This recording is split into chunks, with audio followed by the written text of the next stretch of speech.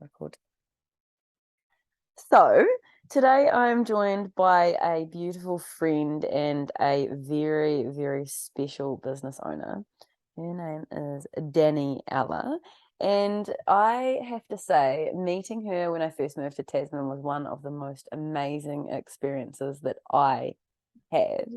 So Dani, please take some time now to introduce yourself. I would love to hear more about you and your beautiful business today.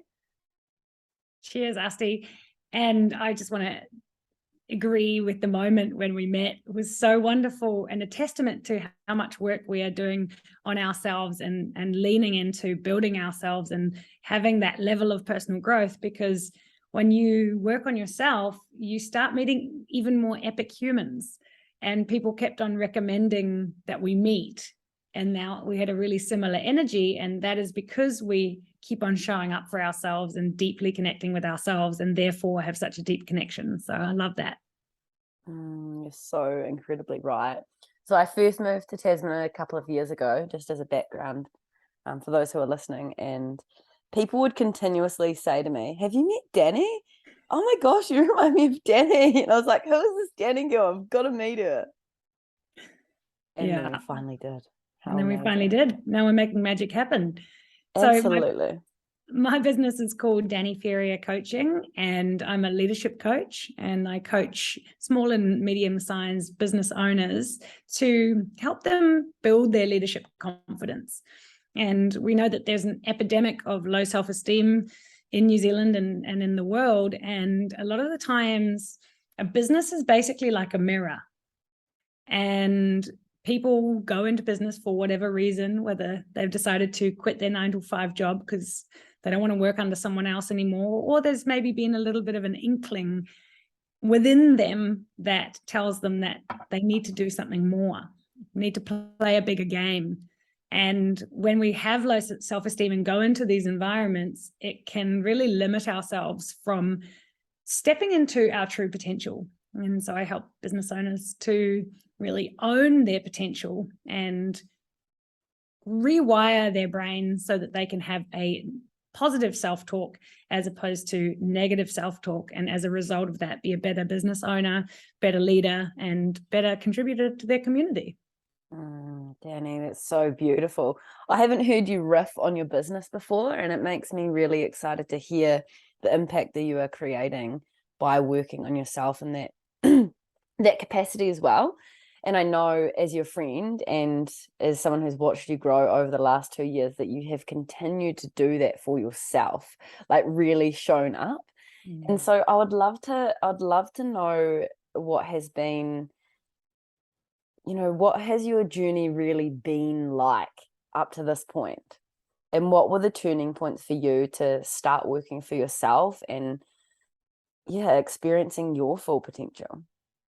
Yeah, well, I always had that inkling, like there must be more. Always knew that I really wanted to find out what I was made of. And I was working in hospitality, and no offense to hospitality, but it didn't really fulfill me because it was small interactions and they seemed meaningless. And I knew that I wanted to do something that had a lot more meaning in it. Now, for me, I had a lot of shame around academia and had some beliefs about myself that I wasn't smart enough. And that was a result of the schooling system, the pressure that we put on ourselves. And I never really had super low confidence, but I didn't have a resourceful confidence. I didn't trust myself enough to know that I could do all the things that I'm doing now, because I was still playing a small game and I wasn't leaning into having those uncomfortable conversations, which are essentially the way that we grow. And that was the massive turning point, was creating boundaries for myself, learning how to value myself, and knowing that I could build trust and just rock the person that I wanted to be, because I knew that I wanted to create an impact. And I always had this little thing in the back of my mind, like, want to use your voice for change. And I have a pretty big personality. So that was always part of it. It was like, I need to do something with this big personality. Like, I love taking on new challenges. Business is going to be a great way for me to, it's a great mechanism for me to be able to create impact and rock people's worlds and bring them on a journey that I've been on over the last 2 years, is building that trust with myself, knowing that the limiting beliefs that I had about myself, I created them. And because I created them, I could also smash through them and create the new person that I wanted to be. Oh my gosh, yes. I feel that in your voice. So I love that you identified setting boundaries for yourself as one of the key points to your growth.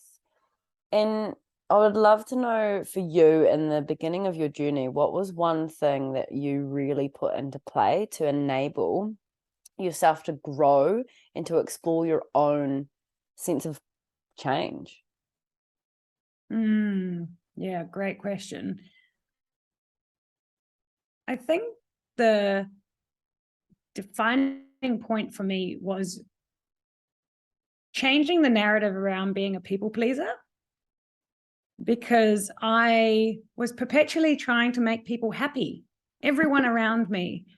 And I didn't fight for what I wanted, because I would put myself last. I wouldn't necessarily check in with myself and say, like, hey, what do I need today? What does Dani need? Because I was too busy running around like a bat out of hell, making everyone else happy. And therefore never prioritized my goals and my dreams. And therefore nothing came to fruition because I barely had any time left in the day. And when I started creating boundaries around that and knowing that it was okay to put myself first, that it wasn't selfish, that I'm allowed to top up my cup so that I can be there for others, that's when I really stepped into my power, because I was finally listening to what I needed and giving that to myself.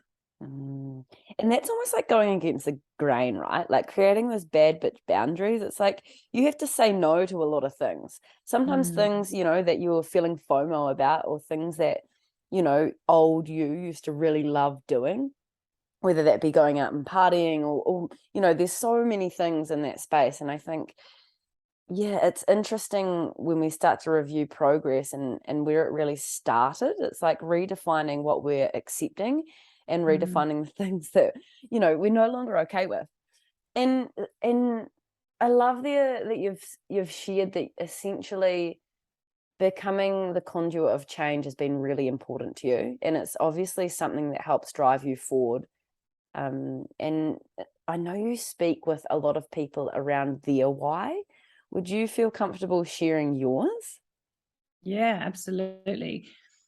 One of the main driving forces for why I work with business owners is because my dad was super stressed out when I was younger. He was the CEO of a big company. He had 500 staff. Like, fair enough, he was really stressed out. But dealing with that really unresourcefully, which meant that at home there was a lot of stress and a lot of pressure and a lot of unresourceful behavior around that. I mean, I think everybody has grown up with one parent that was stressed out or didn't know how to manage themselves, and one parent that was a bit more subdued and just needed to not kick up a fuss, basically. And that was what really started this whole journey. And using my voice for change was a really key thing that I knew that kept on coming up within me. And the other key why for me was that I want to live my dream. I don't want to play a small game anymore. And I need to model, it makes me emotional, like thinking about how awesome it is that I want to model to my clients that they can fight for their dreams and they can live their dreams, and we can create anything in our lives. And our mindset is the thing that's going to get us there. So I know that I'm rocking out for myself and also to give others permission to do the same.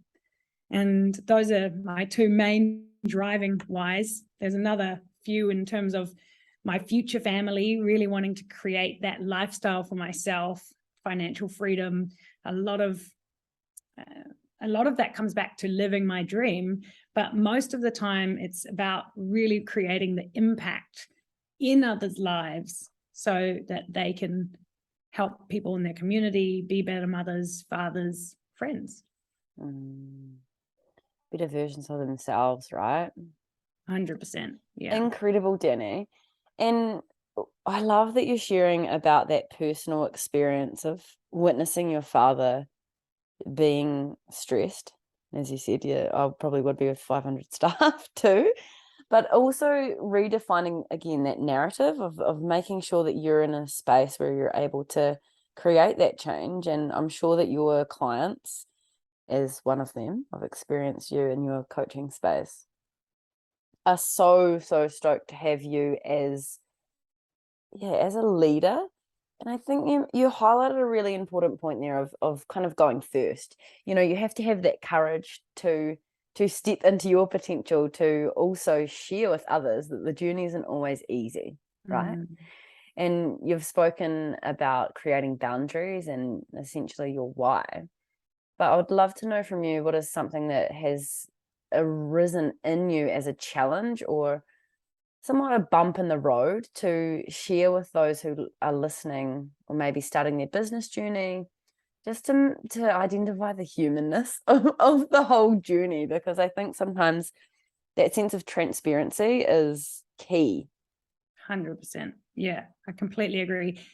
And as soon as you said that, the first thing that came up was my money mindset, because I didn't value myself at the beginning enough to charge what I deserve to be charging. And that was a massive journey for me. And I remember one of my mentors, we were on a webinar together, and he said, okay, right, we're going to set the price that you're going to charge for coaching. And essentially, you're pulling a number out of the sky, right? But it represents how much you value yourself. And I remember we had to say how much we charged with a partner, and we had to go up in $20 increments. So it was like, hi, my name's Dani. My prices are $100 an hour. All good. Nothing happened. And we went up slowly. And then I was like, my price is $180 an hour. And when I said that, I spontaneously combusted into tears. Like my whole being was just like, no, you don't. And it was awful. Like I couldn't control the emotion around it. And then my mentor said to me, you charge $170 an hour.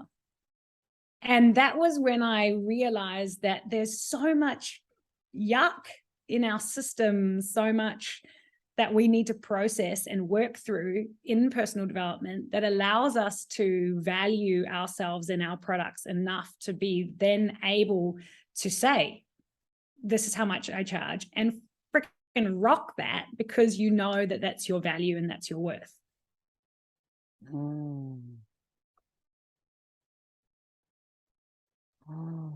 Thank you so much for sharing that, Dani. Incredible how the body knows, right? That internal response of the nervous system holding you in that sense of safety. And then as soon as it's stepped over, just by reciting those words, it shows you how incredible the body really is. And coming back to what you've highlighted today is, the top 2 inches into the mind space. That is really, for me, where I prioritize spending my energy, time, and money, where I want to spend my resources, because I know if I'm bypassing that space, then other points of my body, my business, my being, essentially are not receiving an upgrade. And so what does a morning look like for you, Dani? How do you get yourself set for the day ahead? This is a really great question, because it's also been a massive journey. And a lot of people talk about like the 5 a.m. club and the morning routine and all of this rah-de-rah. And initially, first of all, it started a couple of years ago. I started doing yoga. Love yoga, and it really, really saved me in terms of creating that mental space for myself. So every now and again, I would do yoga. And then it sort of became like, okay, we can do some more consistent yoga, maybe like 3 times a week maximum. And then I was staying with a friend of mine in the Netherlands, and I realized that I was always waiting to have like a 45-minute slot to do yoga. And when I was staying with my friend, she said, "Oh, would you like to do some yoga with me this morning? I'm just going to do 15 minutes." I was like, "Oh, 15 minutes yoga. Okay." And it totally changed my mindset, because I was always waiting to have enough time, but literally doing yoga for 10 minutes makes a massive difference. So then I would do yoga for 10 minutes or 20 minutes or half an hour, but whatever time I had available to me. And so I started getting more consistent with that. And then it started, and then I got into meditation and wanting to slow down my mind. And I've been recommended by so many people. Dani, you're a million miles an hour.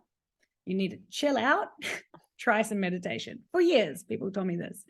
And so the same thing happened. I would meditate inconsistently, randomly. And so this has been a journey of about 2 years. And now I'm finally every single morning doing something for myself. And if I don't do it, I don't beat myself up about it, which is great, because, maybe I've got my period or just not feeling like 100% full power. And I allow myself to stay in bed and consciously choose to just nourish my body. But because I'm checking with myself, what do I need right now? Okay, I just need to sleep a little bit more. Awesome. And that's resourcefulness. It's not like, oh, I must do this. And so my mornings look like getting up. I'm like barely awake, but I just have a little cup of tea, no music, create space for myself, maybe like 15 minutes of doing nothing, sit on my sofa. And then I'll get into my meditation. I'll do anywhere between 10 minutes and half an hour of meditation, depending on what I'm feeling. Then I'll do my little yogi, 10, 15 minutes. And then I get into my workout routine. And so that's like pressing play, half an hour, hit routine. Love it. Feel great. And then I have a coffee as well before the workout, which definitely I find helps just to kick into gear. And then it's been like an hour and a half. So from 6 a.m. until 7:30. And then I have breakfast, and then I figure everything out, and then I'm in my office by about 8:30. So that would be my normal morning. That's incredible. And I know I mentioned earlier about going against the grain, but what I hear there is that you're prioritizing yourself before you move into any area of business as such. Yeah. And I need to top up my cup, because I'm also so social. I could be a social butterfly and plan something every minute of the day. But if I don't create that space for myself in the morning, I never give myself space. And also highlighting for waiting for the right time. It's like there never is a right time when we're waiting for it to come from the external space. Again, creating that space for yourself and utilizing this technology that we have as an alarms, calendars, to really prioritize the things that allow you to feel so, so good. Yeah. And so when you speak about meditation, I know we don't have too much longer left, but I would really love to know what that experience was like for you as someone who is such a fast moving human, so so full of life, active. For those of you who already know Dani, you know what she's like, but those who don't, I'm sure you can already feel that you have this sense of power with you all of the time. And so I would love to know what that was like when you started to explore meditation, because there's this common thing that I hear from clients around, my mind's too busy to do meditation. I'm too busy to do meditation. So I would love to hear, how you found that. Oh, I love it. And what came to mind then is I suggested meditation to my dad one time, who, if you think I'm busy, like, he's busy. And he said, and I love my dad dearly, like, don't get me wrong. And I realized that he did the best that he could with the resources that he had available to him. So I've dealt with all of my own childhood stuff. I don't need to be coached on. I feel great about it. I'm good. But my dad is so busy. And I suggested meditation one time, and he said, "Oh, I don't have time for that shit." So that just made me think, oh, okay, there's some real negative association with that. And it's a defense, like, no, defensive, like, leave me alone and stop trying to push this on me. And I was like, okay, sweet. But one of my clients today actually talked about how sitting still was scary because she didn't know how to be in her own thoughts, in her own space, without there being a distraction. And that's a pretty common experience for people that don't meditate. It's like they are thinking about what they could be doing, where they could be, not being productive, all of these things. And I had some of those thoughts initially, always thinking about the to-do list. But then I started meditating, and just 5 minutes, 6 minutes, until it got more and more. And I would sort of do it because I knew I had to do it and getting used to it. And then my coach actually called me out and she said, Dani, are you really meditating or are you just ticking the box? And that's when it really shifted from going to all the time meditating, but not necessarily being present, to like chilling out, being really focused with myself, focusing on my breathing. My thoughts were coming but leaving peacefully.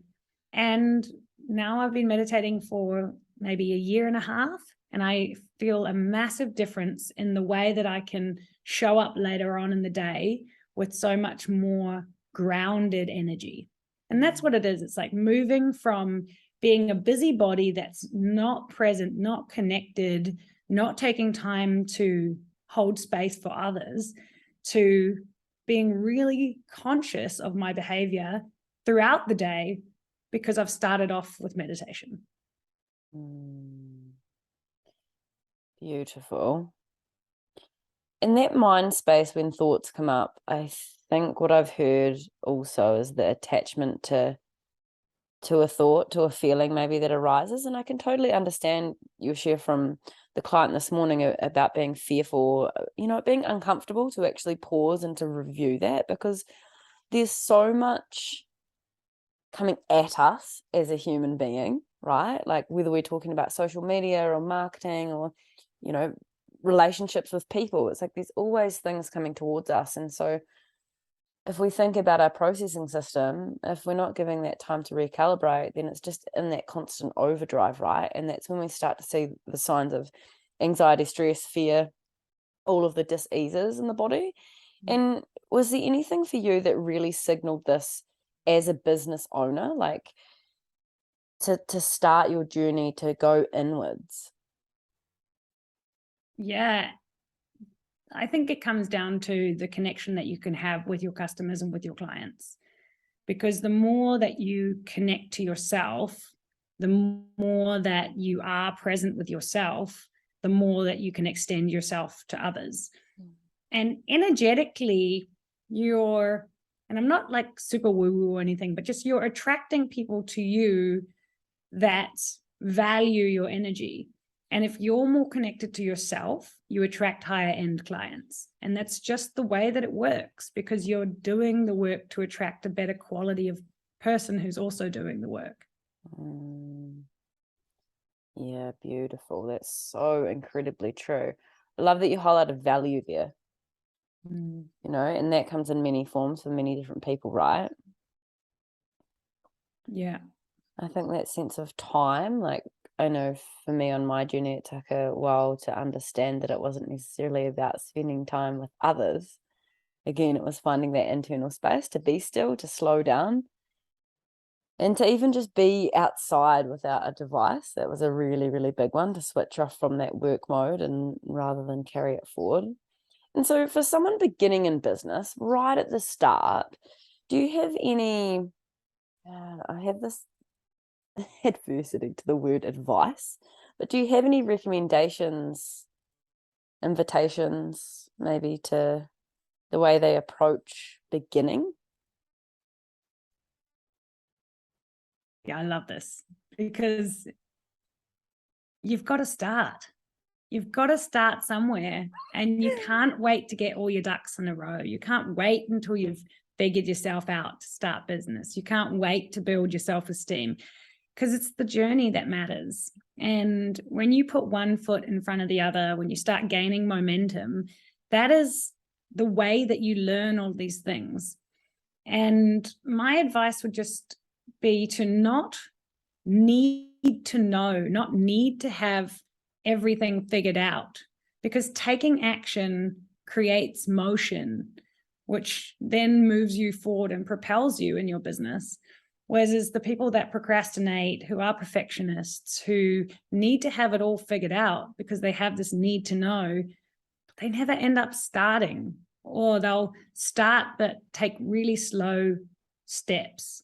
And the business owners that I see thriving, they are taking bold steps and risks, and they are figuring it out along the way, and they're realizing that there is no failure. It's just feedback.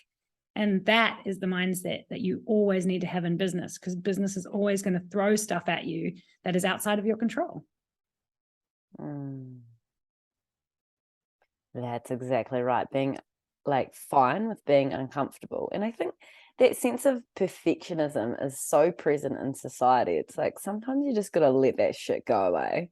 I know for myself, when I'm creating something, it's like often that thought will come up, and that's something I sit with before I launch anything, or before, you know, the offering is available. Because I think, yeah, even in my psyche, there's still things in there that are continuous learnings, you know. And I suppose that's one thing I would love to share, is like probably very similar to you, but trusting the unknown, because that's where the answers to all of the things you want are.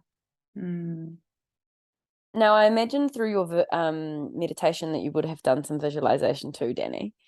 And I would love to know how that came to you. How visualizing your future self, I know right at the beginning of this podcast, you shared a little bit about, you know, being that version of you. So I'd love to know what it looked like before you stepped into it, and how you took that first courageous step to be her. Yeah, great question. I recognize the importance of visualization because I learned that our mind can't tell the difference between what we imagine, and reality, which means that the more that we can visualize who we want to be, the easier it is to access that, because the neurological pathways in our brain have already been created and therefore become one of the new behaviors.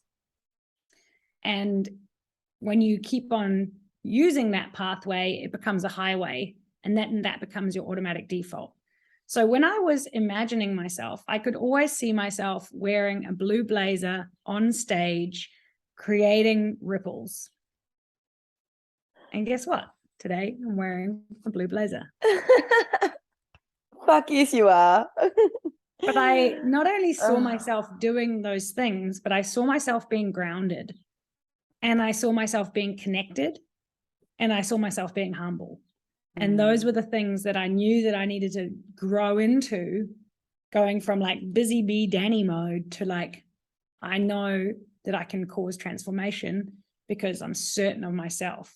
And that is what I was imagining, was the energy that I needed to lean into that was going to allow me to cause transformation in others. You are amazing. Thanks, honey. You are so incredible. And I am so honored to be working alongside you in pursuit of change. It's a real honor, and I imagine we've done this some other place, somewhere in the world, sometime. But to close off there, is there anything else that you would love to share? Any offerings that you have coming up, whether it be online or in person? Yeah, I am currently creating a program for business owners, and it's a 6-month program where we're going to be getting a mastermind group together to connect and brainstorm and grow together around business development. And I work with business owners who are in the beginning stages of their business, generally the first sort of 2 years or so. And that includes one-on-one support coaching, group coaching, And then, of course, access to this video library. And I'm currently in creation phase. So I do one-on-one coaching already to support my business owners. But getting the group together and getting a mastermind together of people that have really common challenges who are able to support each other while being in an environment that is facilitated with questions that are going to really provoke their thinking and help them to develop their businesses together is going to be amazing. So that's coming up within the next 3 months. So that's what I'm focusing on at the moment. I'd really love to talk to anyone who's interested in building their leadership confidence and wanting to go from having potentially those limiting beliefs, that low self-esteem, to showing up as an amazing business leader that can cause and affect their community and their teams. That's really important to me. That sounds amazing, Dani. You're right, with a mastermind, that's where, you have a community of people, right, where you really get to lean on and share and grow, and so delicious. Totally. Thank you so much for sharing that. I am so excited to hear how it forms into creation, and when you launch it, would love to share on socials. Thank you so much for joining today. It's been such a pleasure to have a kōrero. Awesome. Thanks, Asti. You're the best.